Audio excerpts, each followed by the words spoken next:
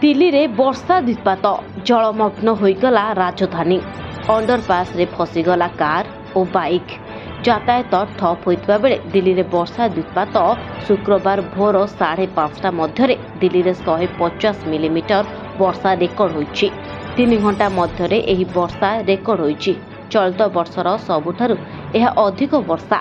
तेणु राजधानीर विभिन्न स्थान रे जलबंदी परिस्थिति सृष्टि होइछि। गत 24 घंटा मध्य 228 मिलीमीटर वर्षा रेकर्ड करा जाइछि।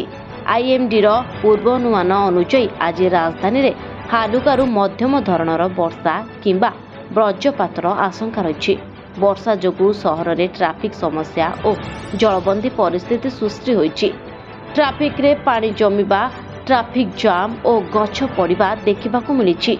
पानी जमी रहिथिबारु कार, बस, दुई चकिया जान, ऑटो सेवा प्रभावित हो गलानी।